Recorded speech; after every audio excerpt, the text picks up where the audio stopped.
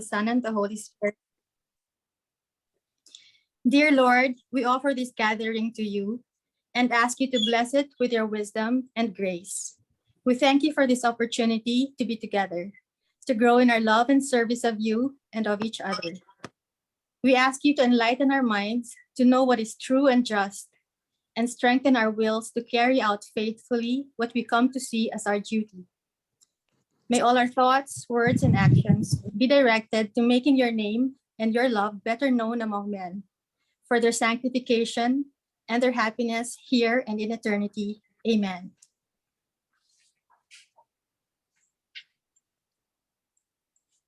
Good afternoon, everyone, and welcome to Santuario de San Antonio's Faith in Action Ministries talk on joy in caring for our elderly parents. I'm Marley Laraya, founding member of Faith in Action, and we'll start off this afternoon by showing you an infomercial about our ministry, Faith in Action. So, Kang, take it away.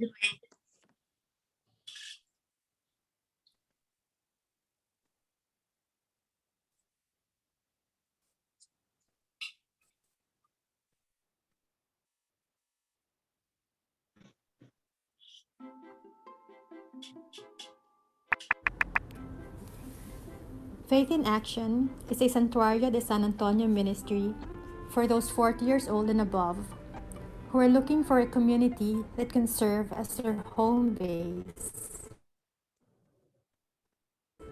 Somewhere where they can grow their faith. Our mission is accompaniment through outreach, interaction, and activities, living active Catholic faith lives. At FIA, we draw in and welcome those who are searching, whether to grow their faith or to serve in other ways. A regular Bible study with our parish priest, Father Ryu, has served as an integral guide in our lives. Aside from spiritual formation, we value personal connections through socials. By tapping members' interests and potential, we strive to maintain a nurturing space where everyone feels comfortable and involved. FIA is family, a family who is there for you through your ups and downs, celebrating your joys and successes, and praying together during challenging times and celebrating the many blessings we have in life. We have shared many wonderful moments, like driving to Antonio's on New Year's to share Christmas stories in Kwentuhang Christmas. Joining the Fiesta fundraise as the Fiasco team, we were able to support, encourage, and push one another beyond our boundaries as we try to achieve our goal. FIA is a family who will help you grow and strengthen your faith. Faith in Action makes a difference by empowering its members to get involved in its various outreach activities such as caring and hugging abandoned infants who have little human contact, distributing food and other essentials to earthquake victims in Davao, and creating social activities to entertain the retired nuns of the Religious of the Virgin Mary and the abandoned elderly. Ang naidulot ko po ng pagsali ko sa distribution ng relief goods ay ang pagiging pagkumbaba. Nakita ko rin ang kaibaitan ng mga tao na parating may pag-asa at ang importansya ng pananampalataya sa Diyos, sa ating sarili at sa mga tao sa paligid natin. Faith in Action supports the other ministries of Santuario de San Antonio Parish. We visited the community in Zambales that is being supported by the Eco Justice Ministry.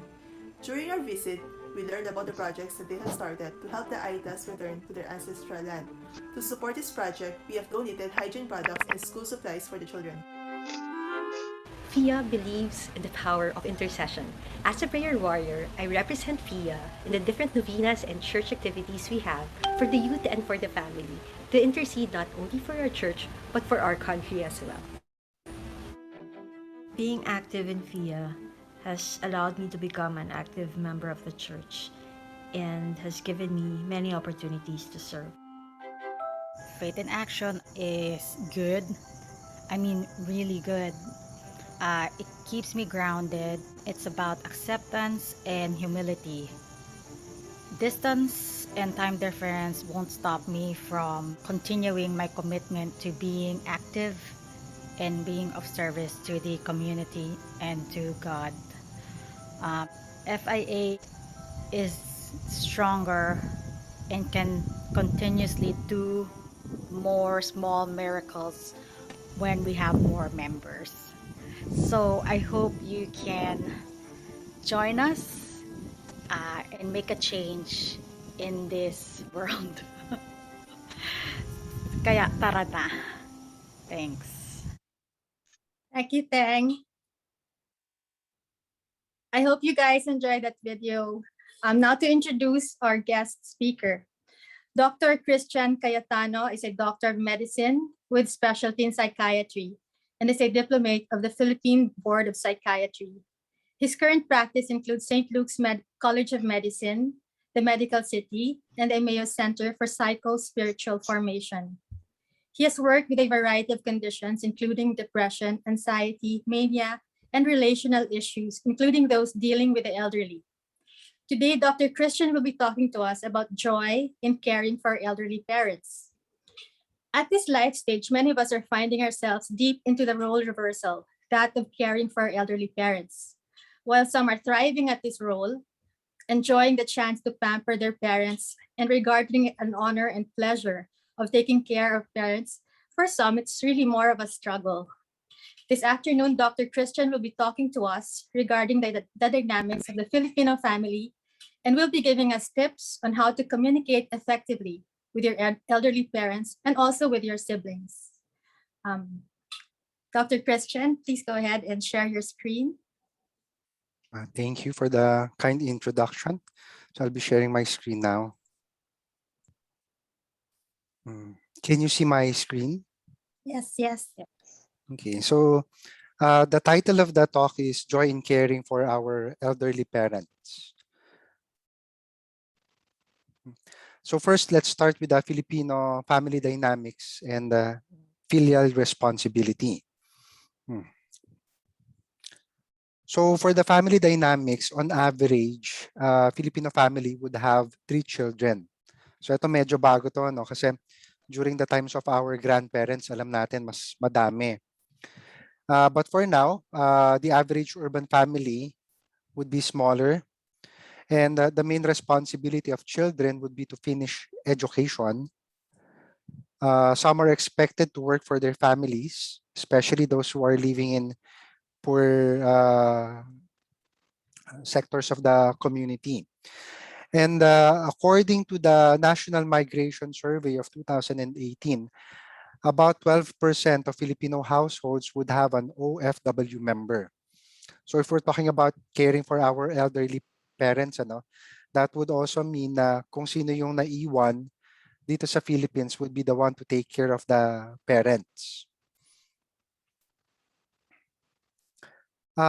So for the family dynamics, after children marry, many will continue living with their parents, and as parents age, ang expectation is it is the responsibility of their adult children to take care for them. And now let's talk about filial responsibility. So the definition of this is the responsibility of parents exercised by children. The responsibility for parents exercised by children. So the term emphasizes duty rather than satisfaction and usually is connected with protection, care, or financial support. So the types of filial responsibility include personal contacts with parents, financial assistance to them, shared living arrangements, sentiment or display of affection, and caretaking or services to meet their daily needs. So in our culture, the family is steeped with traditions that emphasize these elements of filial responsibility. So in contrast to developed countries, community welfare services are not widespread in the Philippines. So yun yung main problem natin, Kasi yung filial responsibility dito sa Philippines, it's really on the shoulders of the children. Unlike in other countries, where it is acceptable to, let's say, hire somebody else to do the taking care of the elderly parents.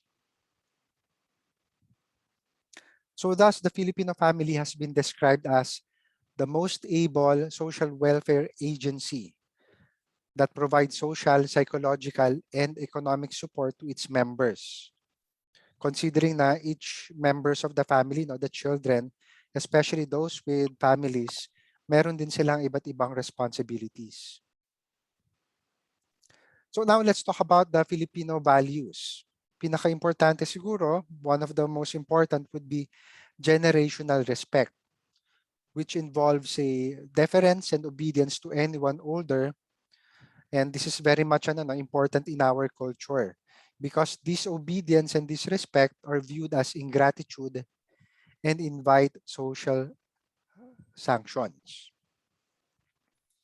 So it is a widely held belief that a child who is disobedient and disrespectful will encounter misfortune and hardship throughout his or her lifetime. So parang nakakatakot, ano? Oo. And then, ito yung tinatawag nating utang ng loob. So ng loob pala, no? Hindi ng loob. Utang ng loob. An awareness of one's indebtedness to others for favors received and the willingness to repay when one can do so. So meron din tayo mga kasabihan sa Filipino. Ang hindi marunong tumanaw sa pinanggalingan ay di makakarating sa paroroonan. And then the parent-child utang na loob relationship is complementary rather than reciprocal. So when we say reciprocal, it's a two-way street, bumabalik. Pero sa atin, it's complementary. So this would mean children develop utang na loob toward their parents, but the latter do not become indebted to their children. So walang tatanawin ng utang na loob yung mga magulang natin sa ating mga anak. So parental obligation to rear children is complemented by the children's responsibility to respect and obey their parents and to take care of them in their old age. So yun yung kapalit, since since yung mga magulang natin, pinalaki tayo, then ang responsibility natin ay pakitaan sila ng respeto and ng obedience. And of course, pag tumanda sila, yung aalagaan natin sila. So adult children are expected to be everlastingly grateful to their parents, not only for all the latter have done for them in the process of raising them, but more fundamentally for giving life itself. So failure to perform one's obligation arouses deep bitterness and the feeling that a sacred, unifying bond has been torn asunder and the family betrayed. So dito natin maririnig yung mga terms such as walang utang na loob or sometimes yung masakit na salita, yung walang hiya. So filial responsibility then is an obligation which is not questioned. It is implicit and is expected of all adult children. So pag nabasa natin or narinig natin yung term na obligation, sometimes parang hindi siya maganda pakinggan kasi parang napilitan. But that is our culture. Yun yung value natin.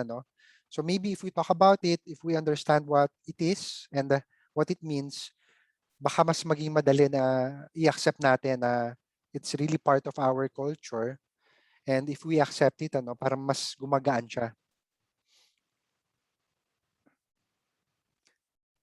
Now, let's look at the living arrangements of the elderly. Overall, the Filipino elderly are much more likely to co-reside with an unmarried child than a married one.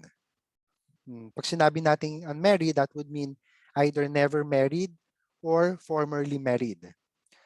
So there is a decided propensity to co-reside with unmarried females. And maybe the reason for that is daughters or the preferred caregivers, especially for the bedridden elderly. Kasi yung concept natin, parang at least sa Filipino family, mas maalaga yung mga anak na babae compared sa mga lalaki.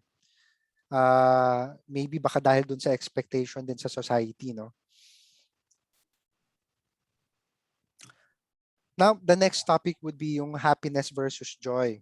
So I'm glad na when I was invited, the title of the talk is about joy, hindi happiness. So maybe some of you would wonder, no, may pinagkaiba yon?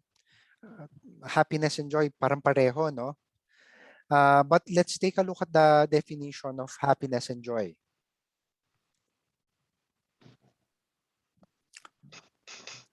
Before we do that, it's a meme that I found sa internet. Maybe maganda na tignan din natin, and later on, we'll talk about it. So dito sa meme na to, it says, where did you find that? I've been searching for it everywhere. So sagot nung isa, I created it myself. So happiness or joy is something that we can create.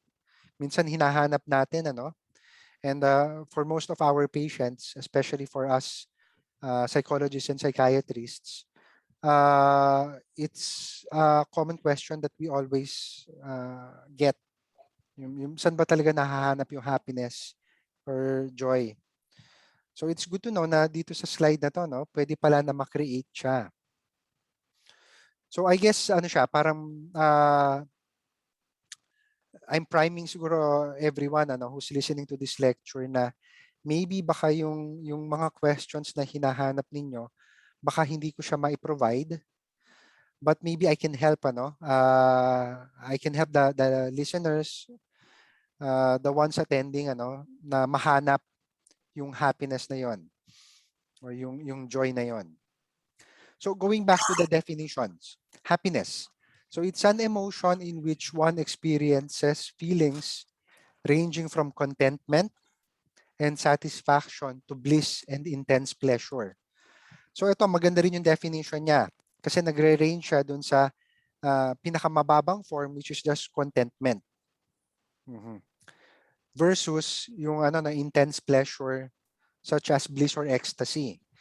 Kasi kung ang definition natin ng happiness is contentment, mas madali siya mahanap compared dun sa definition na intense pleasure.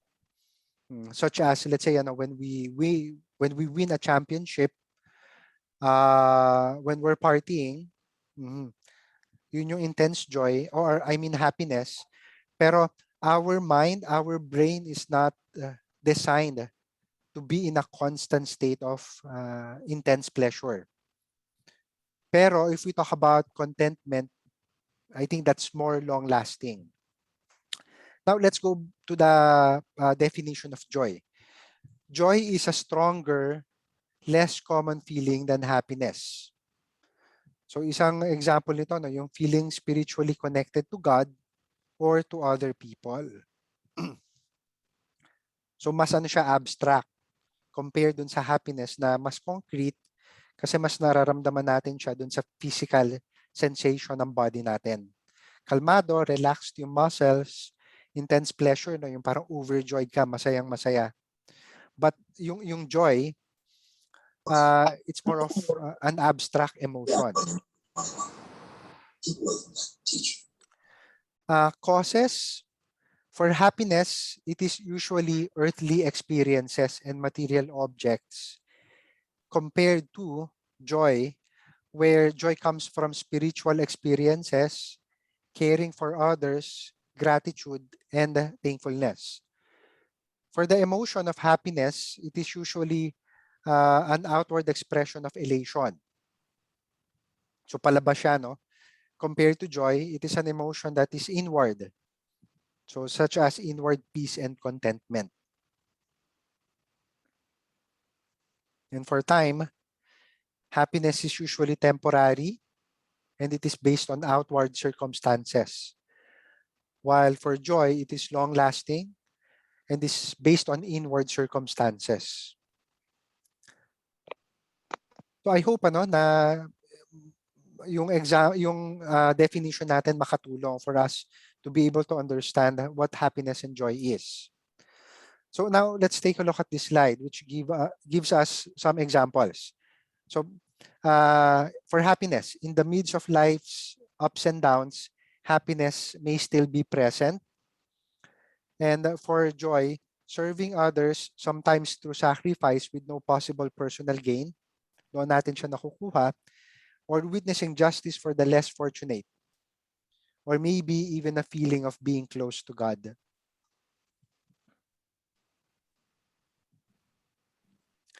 And in our lives, happiness can be experienced from any good activity, food or company, but joy is a byproduct of a moral lifestyle. So hindi siya temporary kasi nga siya, lifestyle. Usually kasi pag sinabi natin na lifestyle, dapat tuloy-tuloy siya.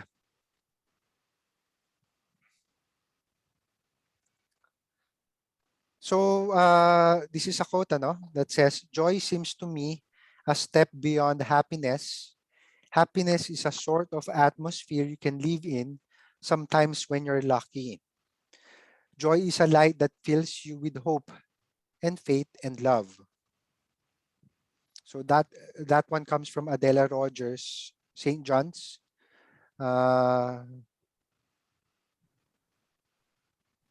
I'm not sure. I think this is from a book, Some Are Born Great. Now let's go to the meat of the lecture, caring for older parents at home.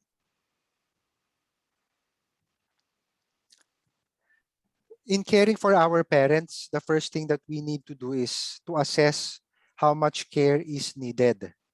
We have to be wary of taking on too much responsibility early on. Why?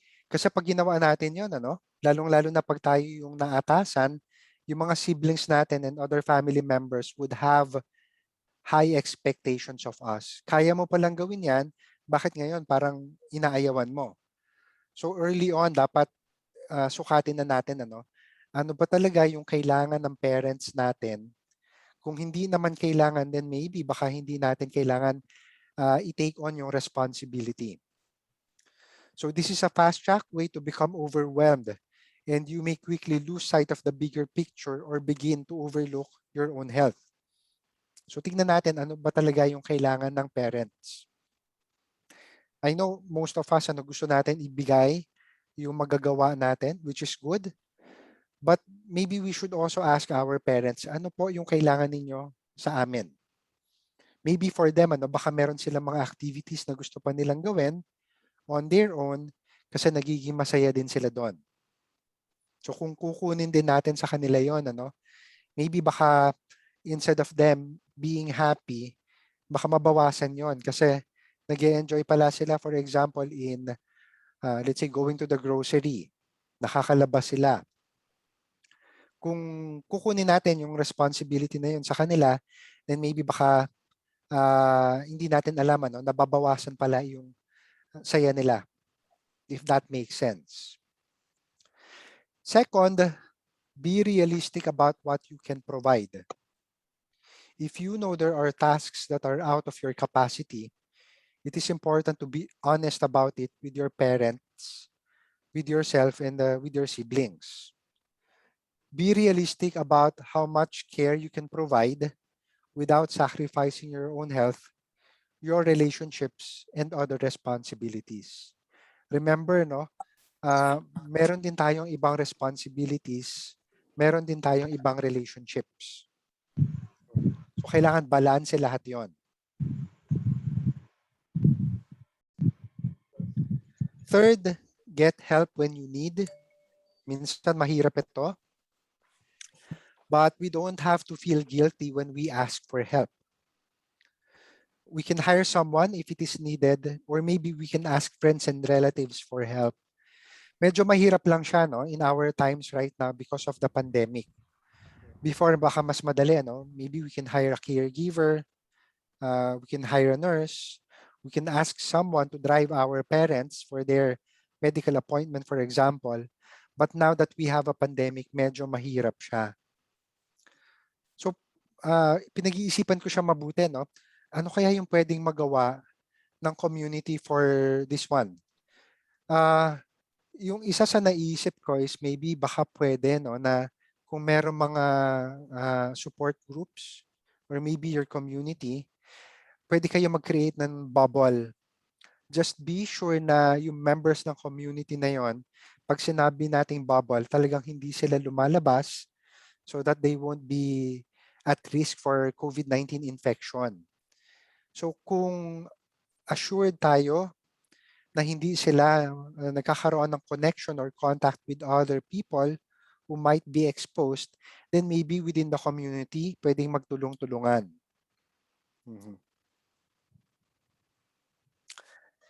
Fourth, share the responsibility. So aside from asking for help with caregiving tasks, it's also important to share the responsibility and take a break when you need it. So lagi na lang ikaw, maybe baka pwede no, na kausapin yung ibang relatives kahit weekend lang, a couple of days within the week, na sila naman yung mag-alaga dun sa parents natin. So you may be doing a great job of caring for an elderly parent, but nobody is going to know you need help if you don't ask for it. So communicate, ipaalam natin. Minsan sa culture nating Filipino, nandyan yung tinatawag nating pakiramdaman. Minsan yung paniniwala natin is, kailangan ko pa bang sabihin sa iyo yan? Dapat alam mo na yan. Dapat nararamdaman mo yan. Dapat alam mo na. In reality, hindi po nangyayari yon. That's why we have to communicate. Hindi po nagwo-work yung tinatawag nating pakiramdaman. And then yon, pwede rin natin i-consider yung ready-made meal services kung kailangan, especially for our elderly, na sometimes hindi natin siguro na-meet yung dietary requirements nila for one reason or another. Maybe baka yung diet ng elderly pwedeng iba dun sa regular diet ng regular adult. So suggestion ko is, there is this article from Tatler Asia. So the link is here. Pwede ninyong subukan. So dito sa article na to, which is online, meron sila mga recommendations sa healthy online meal services na pwede na you can try. So this is in the Philippines. So kung sakali na baka merong special dietary needs yung parents natin, and maybe for a break, kung let's say hindi na natin mapoprovide yon, pwede natin i-consider yung mga ready-made meal services.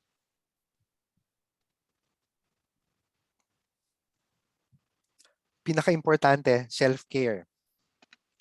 If your health fails, who will look after you and your loved ones? So prioritize your self-care by nourishing your body with healthy, nutritious meals. Make sure that you get enough good quality sleep. You drink plenty of water. And if you have time and the energy, exercise at least 3 times per week. So kailangan alagaan natin yung sarili natin.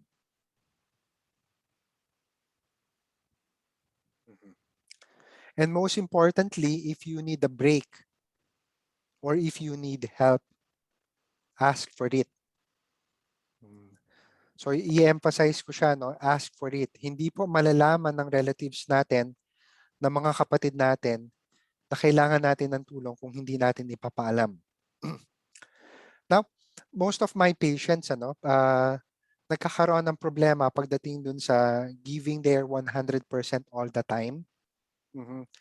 Lagi kong sinasabi, when we are taking care of our parents or when we are doing our responsibilities, we're actually running a marathon. Hindi siya yung sprint. So yung sprint, all the time kailangan ibigay mo yung 100% mo kasi mabilis lang siya. But when we're talking about a marathon, isipin natin pang matagalan yon.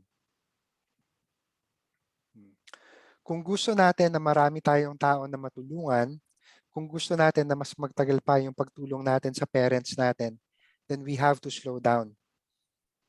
We have to keep our pace, yung dahan-dahan lang. Kailangan nagpapahinga din tayo kasi we are running a marathon and not a sprint.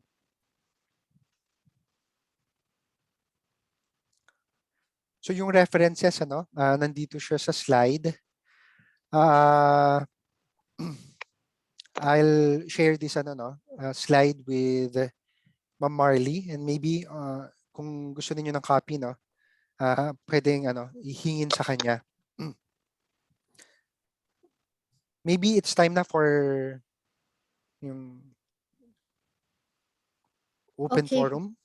All right, Dr. Christian. Actually, what we've decided, can you see me? Okay. What we have prepared are case studies. We know that there are a lot of questions coming in from the listeners, but we've decided we will try and kind of group them into categories. So we've prepared 3 case studies, and we'd like to encourage all members, all audience members, to please send in your questions through the chat box, and then so that we have a chance to address all your questions. So could I ask Tessa to please read the first case? Good afternoon, everyone. Today we will be discussing 3 case scenarios. Our first case focuses on a widowed, clingy mom. Okay. So here, Anna is a single daughter in her 40s, living and taking care of her widowed mother. The mother was recently widowed, suffered great sense of loss, and now relies almost entirely on Anna for emotional support, errands, and running of the household and family business. She is no longer comfortable with socializing with her peers and others, and relies almost entirely on Anna as her link to the world. Anna's siblings live abroad, somewhat indifferent to her predicament. They regard it as her duty to take care of their mom and the business since she's the only one there. They send money to help out once in a while, not on a regular basis. She cannot count on them to consistently help her out. Other family members of her mom have since passed away. Anna is struggling with how to support her mother while maintaining balance and control of her life.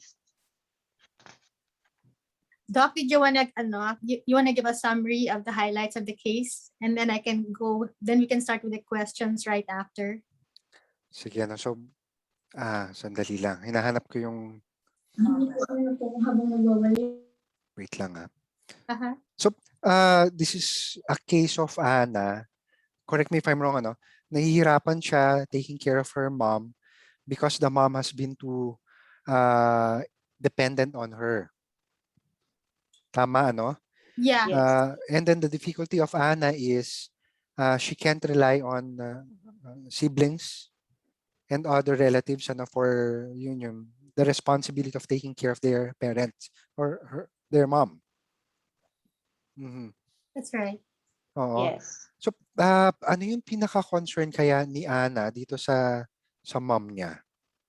Okay. What we have here, doctor, is basically she's thinking, how can she get her mom to kind of take steps towards having more control of her life? Because here it's a bereaved mom, it's a widow, and so she ended up transferring her dependence from the dad or her husband to her unmarried daughter, who's now feeling overwhelmed that it's like she lost basically control of her own life because everything is, she's like really swamped with taking care of her parent. So the question basically that we have prepared first is how Anna can help her mom regain some sense of control of her life, take steps towards that. And then also, I guess that part 2 of that would be how, like you were saying, she stepped up too soon and tried to take care of everything, and now the siblings are like, kaya mo naman pala yan, right? So the next part of it would be really how can she then, communicate to the siblings that to share responsibility for the parent. First, dun sa part ng mom, baka kailangan magkaroon tayo ng assessment kung meron ba siyang pinagdadaanan. If let's say the husband recently passed, tingnan natin, nabigyan ba siya ng chance to grieve? Is she suffering from maybe major depressive disorder? Kaya hindi siya maka-function, at lahat ng responsibilities parang ibinigay na niya dun sa daughter. So I guess yun yung important doon. Basically, laging may dalawang factors tayo na tinitingnan para masabi natin kung may disorder. One, kaya pa ba niya mag-function? If she's not working, kaya ba niya na gawin pa rin yung usual responsibilities? Second, affected ba yung relationships? Nagwi-withdraw ba siya unusually? Kasi kung yung dalawang factors na yun affected, those are red flags. Maybe baka meron siyang tinatawag na major depressive disorder. Kung meron, suggestion ko is baka kailangan ma-assess siya. Either by a psychologist, baka kailangan yung grief counseling. Later on, kapag na-assess ng psychologist na may need na makita siya ng psychiatrist, maybe for medications, baka pwede. Now, let's go to Ana. Mahirap kasi siya yun nandito sa Philippines. So yung expectations ng siblings mataas. Nandiyan din yung dynamics na may frustration siguro yung siblings kasi malayo sila. So nagko-compensate sila. Basta kami magpapadala ng pera, ikaw na yung bahala. That's one.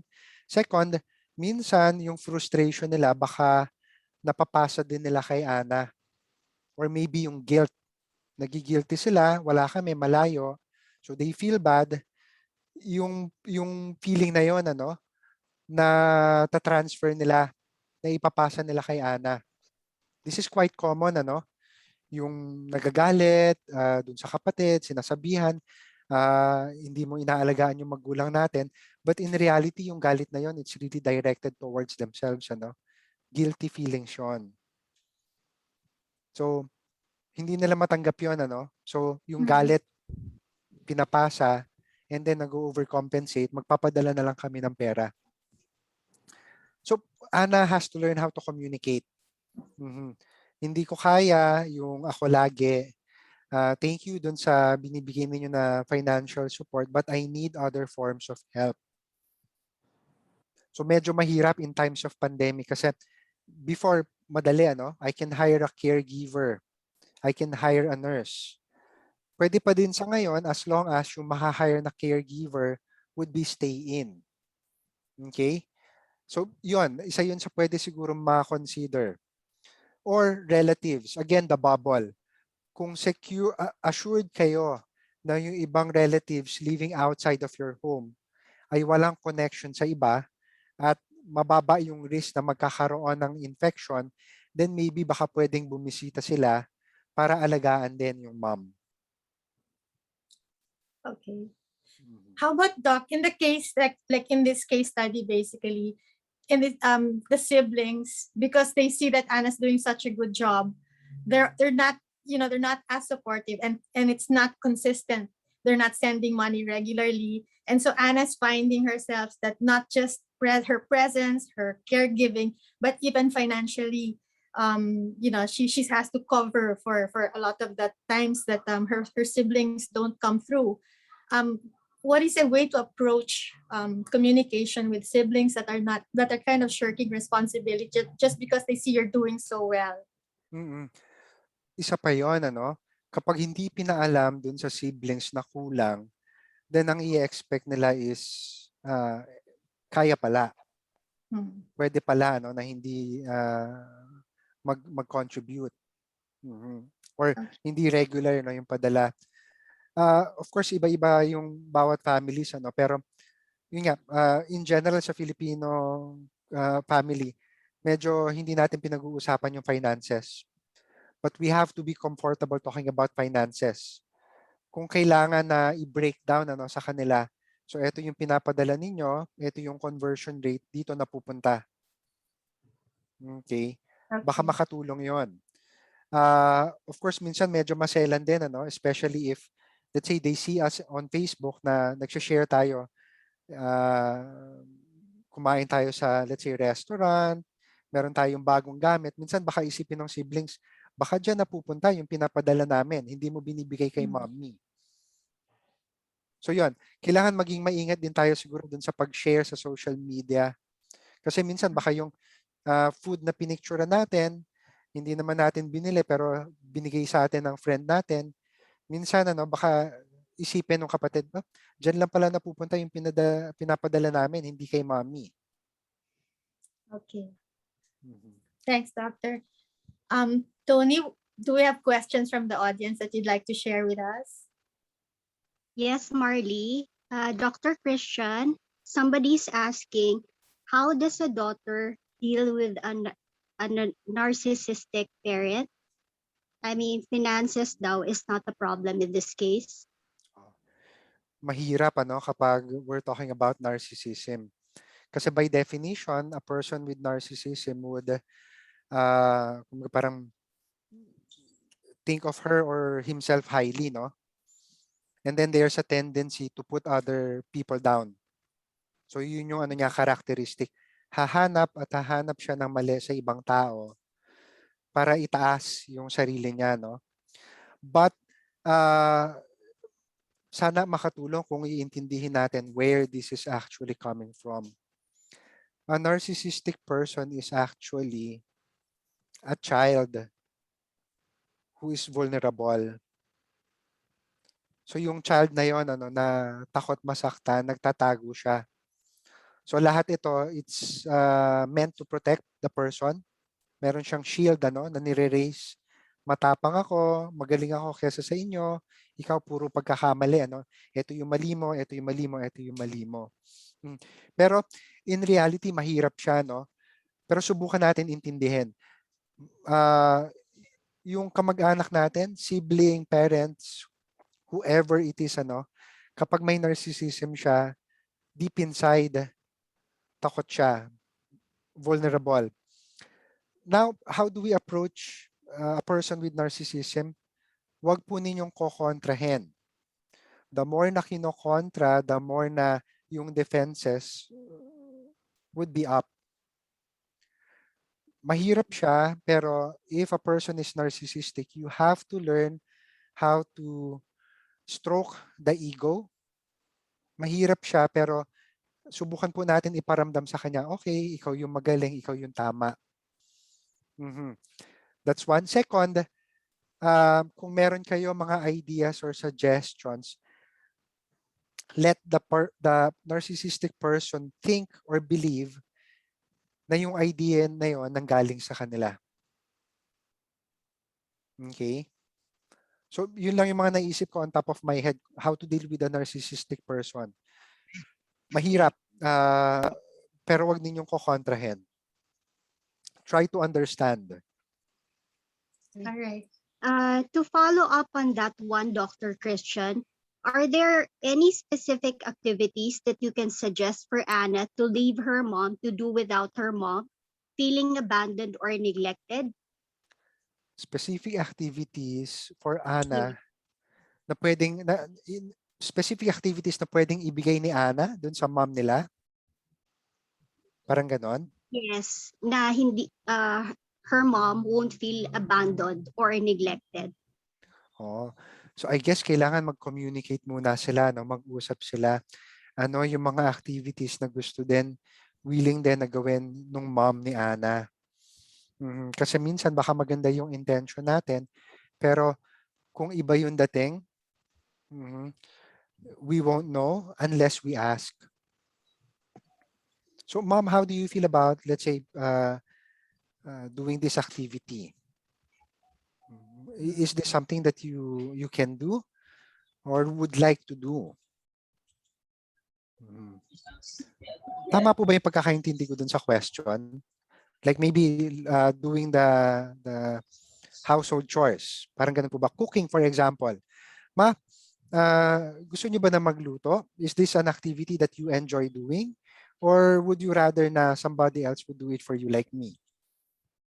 Tama po ba? Yun po ba yung gustong itanong dito sa question na to? Dr. Christian, Yes. to follow up on that assumption of yours, there's another question here that says, how do you balance responsibilities between taking care of parents and taking care of yourself? And how do you find joy with it? So, if you would remember, no, pag nagta-travel tayo sa airplane, yung mga stewardess, bago lumipad yung plane, sinasabi nila, no, if there's an emergency and the mask would go down, ano, dun sa ceiling, put it on first before you assist the child. So, suggestion ko ganun din, ano, sa elderly parents natin. Unahin natin yung welfare natin, unahin natin yung pag-alaga sa sarili natin. Why? Kasi pag inalagaan natin yung sarili natin, inuna natin yung mga responsibilities natin for ourselves and for our families, then one, magiging happy yung family natin. Second, we will continue being healthy. And if our families are happy and we are healthy, then mas maalagaan natin longer yung parents natin. So I guess yun, wag natin isa-sacrifice yung sarili natin all the time. So it's really a balance, ano? Pero I guess i-emphasize ko yung pag-aalaga sa sarili. So I'm not sure kung nasagot ko yung yung question, pero kung nasa-sacrifice yung sarili natin to the point na we are on the losing end, then we have to question if what we are doing is right. Masaya yung parents ko, yung magulang ko, pero hindi masaya yung asawa ko. Masaya sila, pero ako, lagi na lang ako nagsasacrifice. I don't enjoy taking care of them anymore. Then you have to ask, tama pa ba yun? Sorry, if I can just add, just to add to that, what you've just said, Dr. Christian, to me, it's like filling up your own cup first, because when your cup is full, then it's overflowing with love and peace and joy.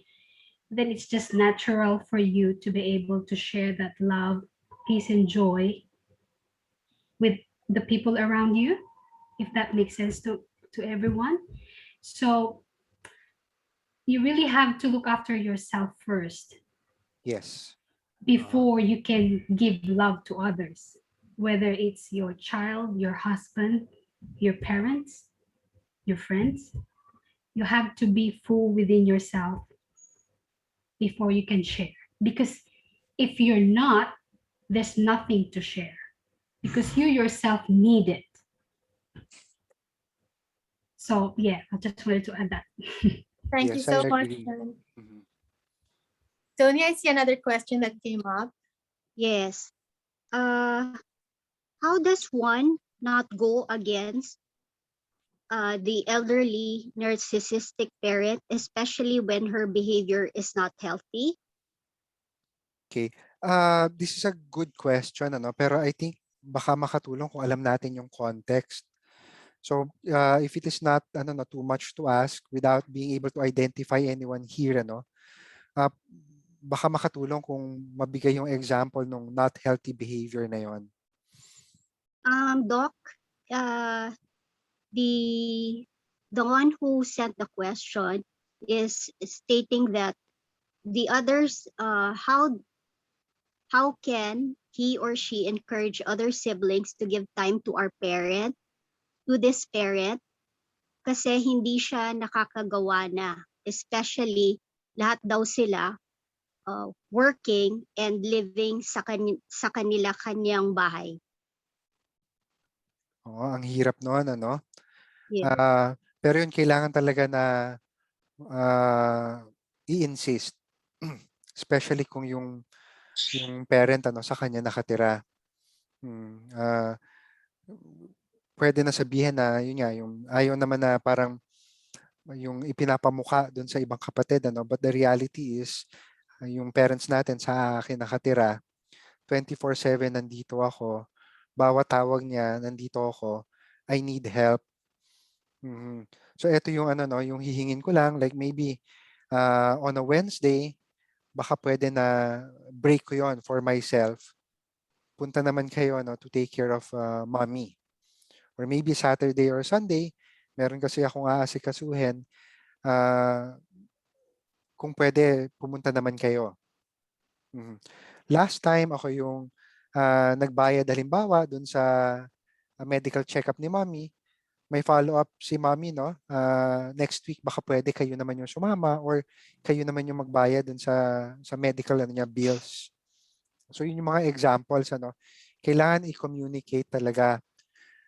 Going back dun sa question, yung how to deal with the behavior which is not healthy, medyo mahirap siya kung hindi natin alam yung full context. Pero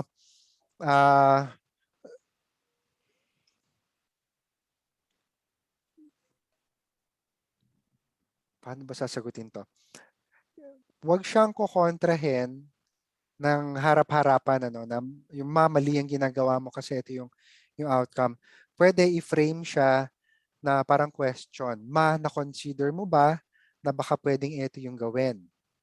Pag ginawa mo yan, ano ba yung magiging outcome? Kung ito yung gagawin natin, ano kaya yung kalalabasan? Between the two, ano kaya yung mas maganda? So pwede yun, ano? You can reframe it as a question, and if the person would be given a choice, then lalabas na ano, no, hindi yung children yung nagsasabi kung ano yung tama at mali, ano yung dapat gawin at hindi dapat gawin. So medyo mahirap siya, pero subukan po ninyo yon. Have you considered this one? If we do this, what would be the outcome? Wag na lang natin sabihin na that's your idea, how about my idea? Kasi doon para naghihilahan kayo no? So pwede yung that's one alternative. On the other hand, ito ang isa pang pwedeng gawin. Ano kaya kung subukan natin to? Okay. Thanks so much, Doctor. Tony, are there other questions that you want to field for this case study? Yes, there's another question here.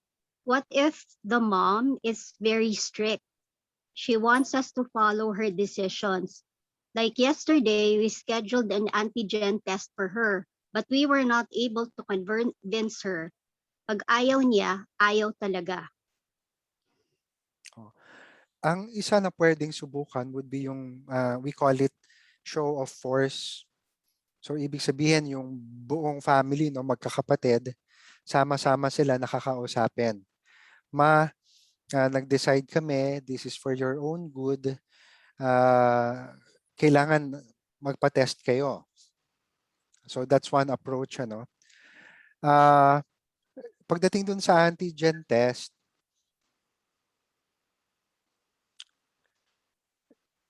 this is very specific for COVID-19, ano. Right.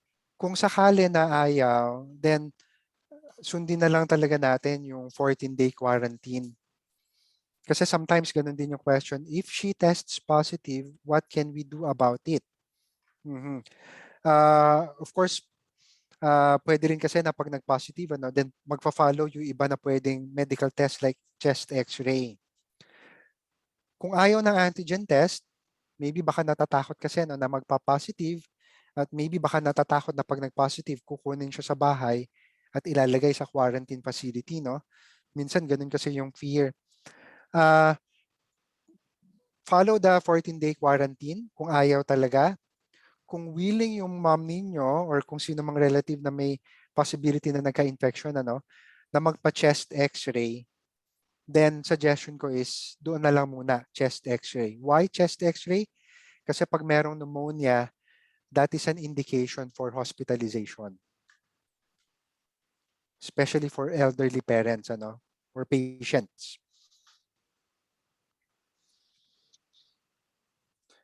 Mahirap din kasi minsan pag pinilit natin magpa-test, kasi baka maging ano siya, no, very traumatic for the person.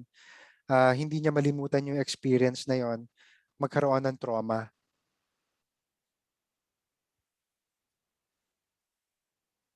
Right. Dr.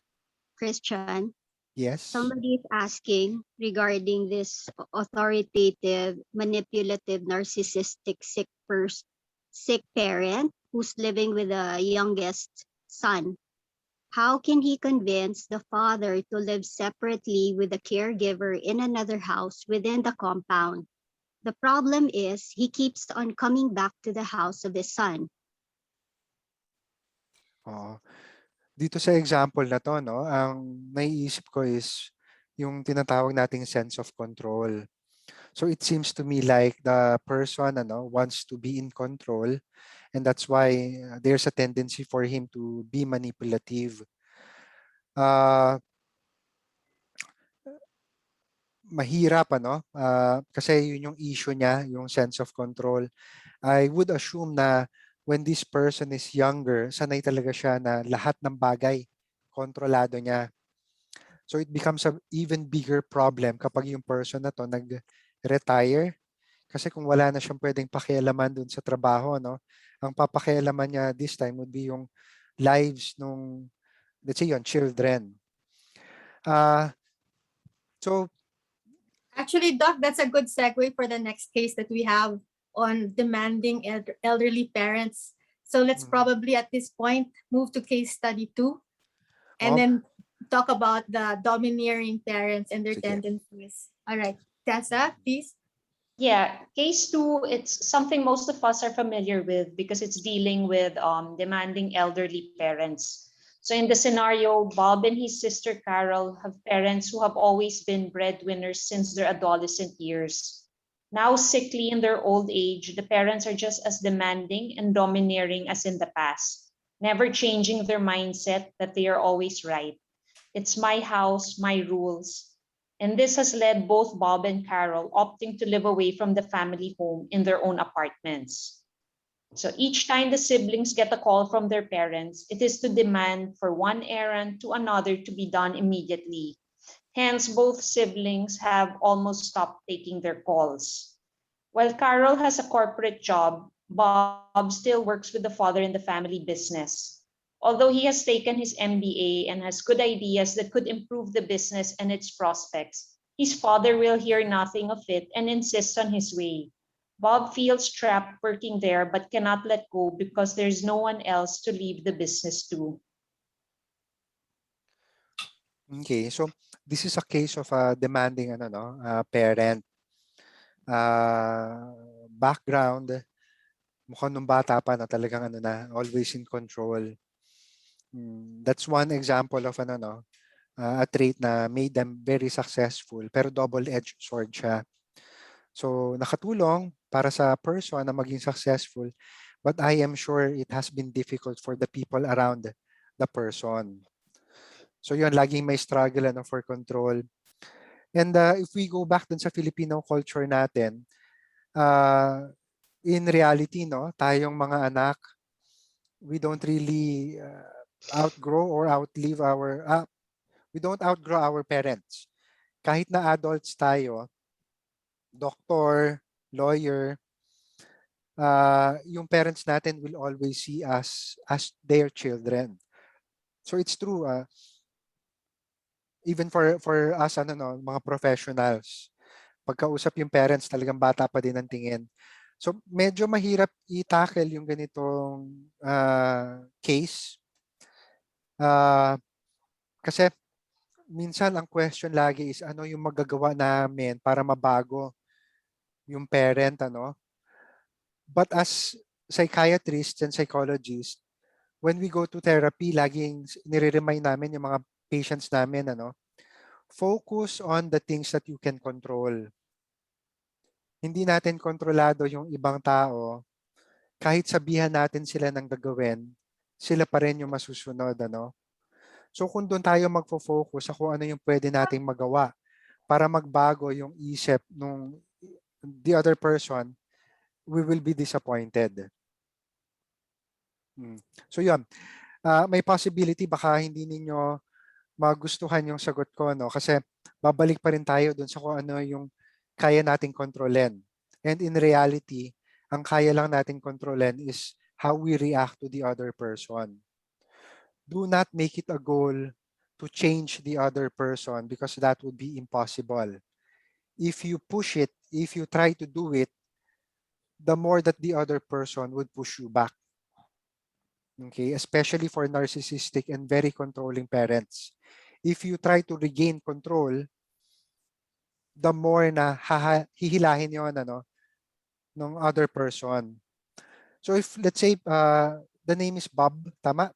If Yes. Bob is working for the dad or the father-in-law, kailangan tanggapin talaga niya no, na kahit siya yung expert, kahit na meron siyang MBA, mahihirapan siya na baguhin yung pag-iisip nung dad or father-in-law, no? Again, kung meron siyang idea, make it appear like that the idea came from the father-in-law or the dad. Okay. There's no soft way to kind of transition the relationship. Would you have any ideas on how to kind of basically it's a role reversal here. You're ending up taking care of the parent, but then you also want to do it in a way that they don't lose their sense of dignity and their sense of being in control. How would you kind of move towards that kind of a transition? Oh, mahirap siya, no, as I mentioned earlier. Kasi ang kailangan talaga dito would be stroking the ego. That would mean kahit na no, let's say masasakit yung pananalita, kahit na very harsh yung treatment, ipapakita mo pa din dun sa person na na-appreciate siya. Yung dad, you're right, your idea is great, kahit na deep inside parang feeling mo hindi naman, may iba pa na pwedeng magawa. Dad, pero let's say crucial, Dad, you're the reason why this company is very successful. That is something that we cannot kumbaga parang equal. Oo. Pero ito dapat sabihin ito pag yung relationship nag-improve na. I hope po na you will give us a chance to, let's say, manage the business. We will always remember po na you are there for us, and I know po we know na we can always call you and ask for your opinion anytime. So parang ganun po yung isang example. One example of this would be kung alam niyo yung nangyari between Isko Moreno and President Duterte, no? Yung President Duterte said something against Isko Moreno. Pero yung reaction ni Mayor Isko napakaganda. Para instead of yung parang kalabanin si President Duterte pagdating dun sa pagbibigay ng I think support yun dun sa constituents niya, no? Binigay sa DSWD yung responsibility. Nagpasalamat na lang siya. So yun, it's something na it's very admirable of Mayor Isko Moreno kasi parang sinwallow niya yung pride niya. Kahit alam niya na tama yung ginagawa niya, wala siyang mali na ginawa. Yun yung approach niya. Okay. All right, thanks, Doc. Tony, do we have questions from the audience members? Okay. No, hold on. Is leaving the family business and wait na lang when Bob is in charge a solution? I'm sorry, can you repeat the question again? Is leaving the family business and then Bob will just wait to be in charge of the business a solution? Pwede din naman, pero kailangan makahanap si Bob ng magandang excuse kung bakit siya aalis dun sa family business. Okay? So yun, pwede yun, but Bob has to talk to his wife. Kailangan maganda yung excuse. Kasi iisipin kagad nung dad, ayaw mo dito sa family business kasi maybe ayaw mo dun sa pagpapalakad ko. So the short answer is yes, it's a choice, it's an alternative, but you have to find a very good excuse. Somebody here says that, as you said, Dr. Christian, we cannot change them, the parents. How should we think so that we can find joy in taking care of them? So yun, mahirap kasi when we're dealing with them, Most of the time, negative emotions yung nararamdaman natin. Okay? Pero I am sure no, na kung sakali na hindi natin gagawin yung responsibility na to, papasok, maybe, this is just a maybe kasi hindi natin alam ang na personality ng bawat tao, but maybe baka makaramdam tayo ng guilt. So that way, pwede natin masabi sa sarili natin na kahit nahihirapan ako, I know that this is the right thing to do. Kasi double-edged sword siya, no? Kung hihindian ko yung responsibility na to, alam ko that I will regret it in the future. And I won't be able to sleep knowing na meron akong guilty feelings. So, it's really a change of perspective. Mahirap siya, no? But we have to find purpose and reason for why we are doing these things. I am doing this for my wife and the children, I am setting an example because when I grow up, alam ko na yun yung susundin ng children ko. Kung paano ko inalagaan yung parents ko, nakikita yun ng anak ko at yun yung gagawin niya sa akin. Okay. Yeah, that's such a positive take, Doctor, on a very difficult situation for a number of us, no? Yes. Jones, are there more questions you'd like to field for this case? Okay. What if Bob, in this case, Dr. Christian, is an only child? So what can Bob do? I mean, he cannot leave the business. So in the meantime, what do you suggest Bob can do to help himself?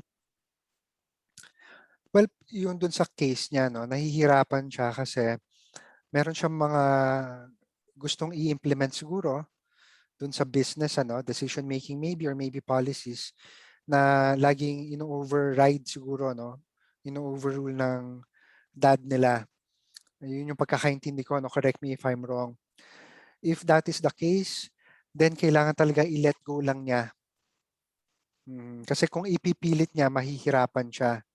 So, i-reframe na lang niya, okay, ito yung gusto ni daddy, I have no choice. Whatever the outcome of his decision, kailangan tanggapin na lang natin. So, this is not on me. Pwedeng yun yung isipin, sa ganitong situation, meron akong ituturo yung tinatawag nating 3 R's. The first is yung recognize. Recognize natin, I feel bad because that is 5 minutes and overriding me always. 5 minutes and I'll be there. I don't like this feeling. So at least dun sa ma-recognize man lang natin yung emotions natin, magawa natin. Kasi I do get patients na laging sinasabi, Doc, ako na lang ba lagi magsasacrifice? Kahit ba yung magalit, hindi pwede. So first, recognize, nagagalit ako sa sitwasyon, I feel helpless, there's nothing I can do. But the second R is release. What does that mean? Do not dwell on the negative feelings. Kasi pag nag-dwell ka doon, nag-stay doon, then that will cause a lot of difficulties for us physically and emotionally. Do not dwell. Release it. Okay, I feel bad, but what can I do? Third are return. Pag sinabi nating return, maybe you can ask yourself, ano ba talaga yung gusto kong gawin? Ano ba talaga yung purpose ko? Whatever you're doing, focus on it. Okay, so it's my responsibility to, let's say, run this business. So I'll focus on what I can do. Etong part na to, kay daddy yan, hindi na ako mag-struggle dyan, kasi kung papakailaman ko yan, magkakaroon lang kami ng conflict. Ito yung gusto niyang gawin ko, dito lang ako magfo-focus. Recognize, release, and then return. Okay. Pero dun sa pag-recognize, may isang part na dapat maalala natin. Do not judge. Okay, I am angry. Pero do not judge yourself, ano? This does not make me an evil person. I am angry, that's it. Everybody gets angry. Thanks so much for the nice tools, Doctor, on how to cope or how to deal with situations. Now, there are some members in the audience who are actually like single children, and the prospect of dealing with parents who may be difficult, and you're the only one that that can really oversee their care and making sure they're okay. Do you have any advice for these single children, basically coping with the elderly parents? Yun ang mahirap, ano? Kasi if you're talking about single children, or meaning walang kapatid, or single Walang kapatid, and then say walang kapatid, and well, they could be married or single. But for this case, let's say that they're single. walang kapatid. Walang kapatid at walang asawa. Oo. So kung ang case kasi is halos pareho rin pala, no? Single ka pero may mga kapatid ka, mataas yung expectation kasi yung iba iniisip, wala ka naman ibang inaasikaso, wala kang family. So ikaw na lang yung mag-alaga kay mommy or kay daddy. So mahirap 'yon, ano? Pero 'yon, sa case na 'yon, you have to insist. Meron din akong buhay. Okay? So kailangan mag-contribute din kayo. Kung single, walang kapatid, mahirap, especially now that we have a pandemic. Pero ang isang option is look for somebody else who can help. Relatives na safe, yung assured kayo na walang COVID-19 kasi hindi lumalabas. Or second, you can hire help, caregivers, but the caregiver has to stay in because of the pandemic. Nurses, they have to stay in because of the pandemic. Okay. So, would we have more questions from the audience? Yes, Marley. Dr. Christian, is there such a thing as a healthy cool off for Bob that you can propose? Healthy cool off? Yes. A break from the parent. Pwede. Kung let's say trabaho as a company, no, kung formal company ito or formal business, pwede mag-file ng leave. So yung leave, whether that's for sick leave or vacation leave or any other form of leave, pwede yon. So yun yun. Pwedeng kausapin din yung wife siguro na maybe yung responsibility, kung willing yung wife, maybe baka siya muna yung mag-take on dun sa responsibility. Sabbatical, pwede. Oo. Okay. Okay. Okay. Another question is, this is if the parent tells the son or daughter every day that she wants to die, she feels useless and helpless. The daughter reassures her every day or almost every day, but it doesn't enter her mind. Is it okay to stop reassuring the mother or the father, as in ignore na lang? Or sometimes, what can the son or daughter do here? Well, if the person verbalizes na gusto na mamatay, that's a red flag. There's a big possibility na baka merong depression. If the person is depressed, kailangan niya ng help. Yung help, either yung psychologist or psychiatrist. So that's the first part. Tapos ano pa yung question doon? Like yung case is the parent would verbalize gusto nang mamatay, and then ano yung gusto nung useless and helpless. But the daughter or the son in this case is always reassures her na hindi naman mom or dad. But is it okay ba to stop reassuring her na lang na wag naman, or parang should they just ignore it? ang suggestion ko is to continue. Huwag sila magsawa, no? Pero this is also an example na baka merong depression. Pag ang isang tao ay depressed, meron tayong tinatawag na cognitive distortion. Lahat ng nakikita natin at na-experience natin, parang napaka-negative. So kahit na i-assure siya, you're not useless, your mere presence is important for us, you make us happy. Pero in spite of that, kung hindi pa rin talaga na-assure, then maybe baka merong depression. Hindi mawawala yun, kung hindi magpapagamot. So pag na-treat yung depression, mas magiging madali na i-assure yung mom. Okay. So, actually, we have time for the next case already. Can we move on to the next case, Doctor? And then we'll field the rest of the questions under that next case. Then, Tessa, could you go ahead? Yeah, our last case for this afternoon is about a widowed independent mom. So the scenario is Dondi's mother had been a full-time housewife all her life, with her doting husband taking care of her every need and whim.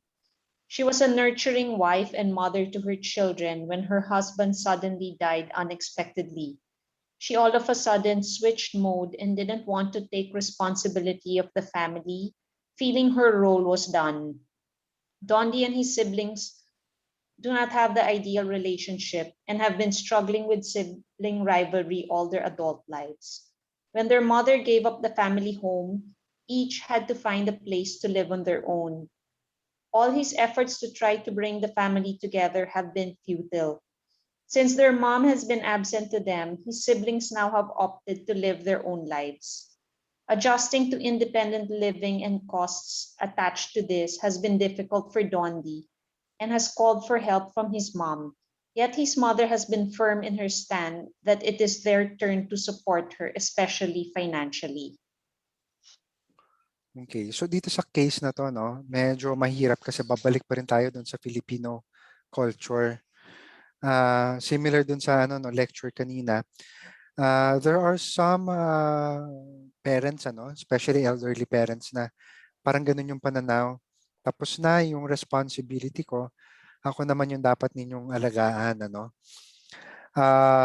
it could also be a sign na baka nagkaroon ng yung parang in a way parang either nagsawa na o yung parang na burnout. So ayaw na talaga, So hindi mapipilit pag ganyan kasi the more napipilitin, the more na magre-resist. So I guess yun yung problem ni Dondi. Tama ba? Nang hihingi siya ng tulong dun sa mom pero ayaw nang tumulong ng mom. Yeah, something like that. And then also, he's trying to make steps to try and get them to be like a family again. Like what steps could he take to do that because his siblings are resistant to it? Oo. So ang problem din is yung siblings naman ng ayaw makipag-cooperate. Oo. Like how? Ano ba yung gustong gawin ni Dondi na activity, for example, para maging family ulit? Well, in this case, it's like they started like being totally unconnected in terms of being a family, and the mom is not acting like a mom anymore to them, and is expecting that the I guess the payback time, I don't know.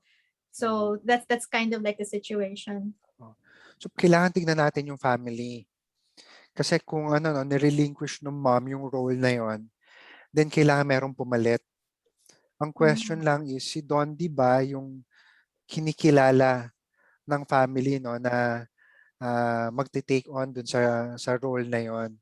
Kasi kung hindi, then maybe baka kahit anong suggestion niya, hindi papakinggan. So isa yun sa pwedeng i-consider.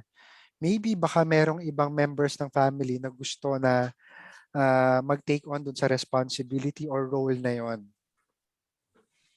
So yun yung kailangan alamin muna. kasi yun yung mga hidden things na hindi natin alam. I'm just thinking na maybe baka hindi nila nakikita si Dondi as the person who is to replace their mom dun sa role na yon. Okay. Follow-up question kanina yung mga elderly parents natin, hindi sila masyadong open seeking consult sa psychiatrist or sa psychologist Minsan ang sinasabi lang is wag na ninyo sabihin psychiatrist, sabihin lang ninyo doctor. Makipag-usap sa doctor or maybe we need professional help. Kung ayaw nung parent na siya yung identified patient, then the whole family can actually consult. Nagkakaroon tayo ng problema sa family, then maybe baka maganda family counseling. Kung hindi sila open sa doctors right away, pwede, let's say yon sa mga pare, especially kung may pagka-religious yung elderly parents natin, And then kung trusted yung pare na yon, maybe it's the priest who can refer them to somebody else. Or pag nag-advise, baka kailangan ninyong magkonsulta dun sa doktor, then coming from a priest, baka mas magtiwala. Yeah, that's true. Okay. Those are the other questions that we have. Okay. In terms of power structure, in this case, Dr. Christian, the eldest is not responsive due to the dynamics. The children grew up independent of each other. So what can you suggest that Dondi does? So yung yung pinakamatanda doon sa magkakapatid, hindi siya kino-consider as the one who's parang supposed to take on the responsibility of the mom? Parang ganun ba? So I guess ang kailangan talaga is for Dondi to communicate with the other siblings, Yes. Oo. Yes. In this case, the older sibling is not in the Philippines. They're abroad. Oo.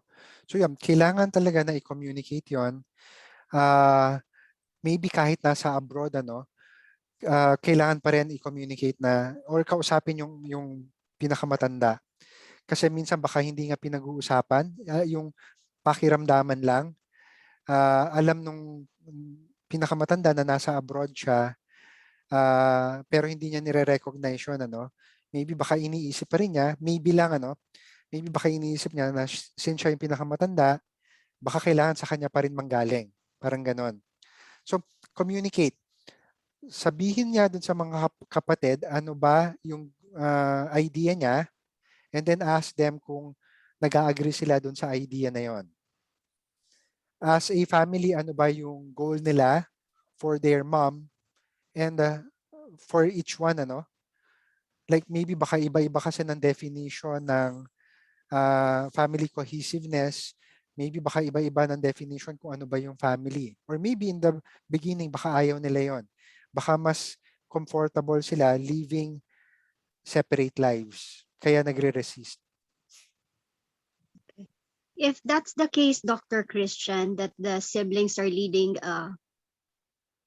independent lives of each other, how do you reconcile the difference in love language? In this case kasi, the mom expects and wants gifts, while Dondi still longs the love for the mom and care of a mom and values time and acts of service. So how can they communicate with each other in terms of love language? Sige, so yung mom nag-expect ng material things, gifts coming from the children. Right. Okay. So yan, I guess dapat i-communicate yon. Maybe baka maganda pag-usapan, like, magkakaroon ba tayo ng schedule kung sino ang magbibigay ng gift kay mom? Or ipupul ba natin yung resources natin at ibibigay natin yun kay mom? Whether it's in financial form or in something na gusto ni mommy. That's one. Pagdating kay Dondi, kung if he is longing for the love and affection coming from his mom, dapat i-communicate yon. Ma, I know na at this point, gusto ninyo na kami na yung mag-alaga sa inyo.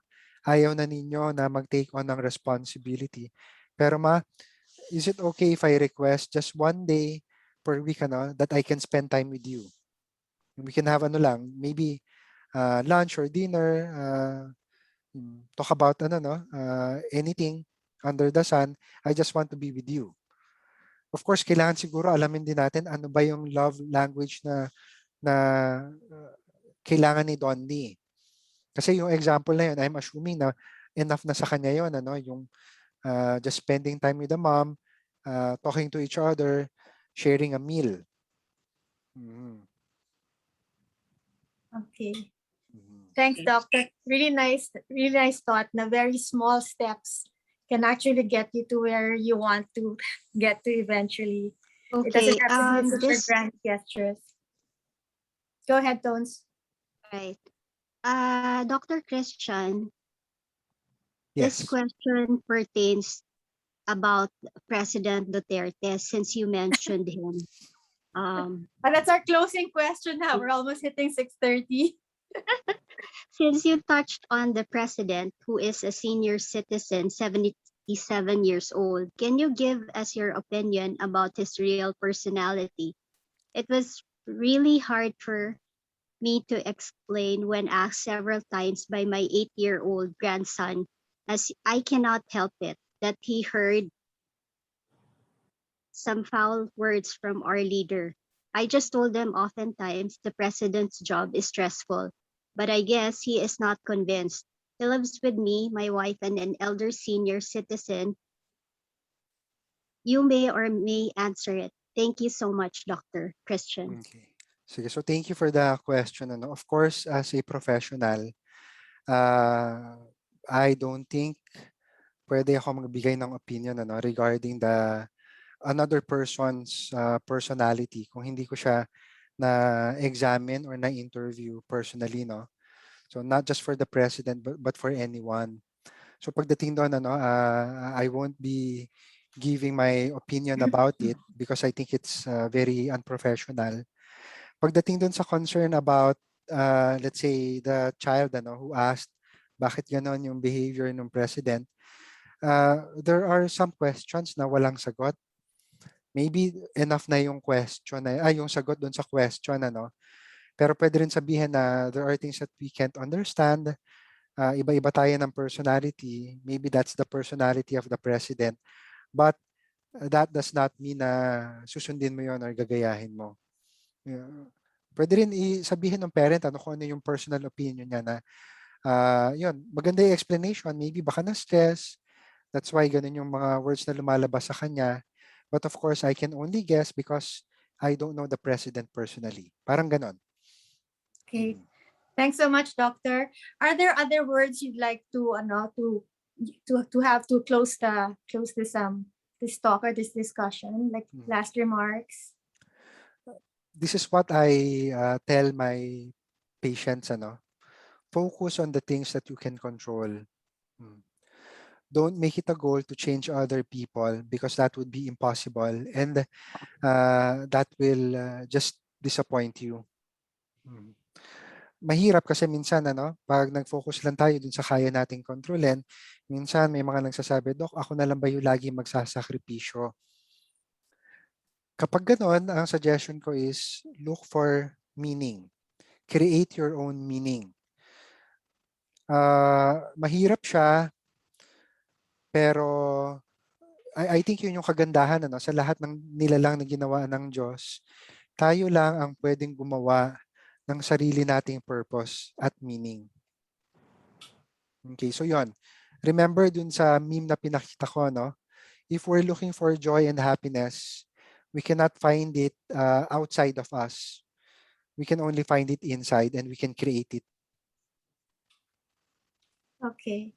So with that, we end tonight's talk. And if you have any more questions on the said topic, you can actually get in touch with us through the parish office at Santuario de San Antonio Parish. And if we will also be posting a recording of this whole talk in the website of the parish as well. So thank you very much, Dr. Christian Cayetano. And we really learned a lot from you today. And the tips that you gave us will really help us in managing our relationships and how we care for our elders now. Thank you so much, Doctor. And thank you everyone for joining us tonight.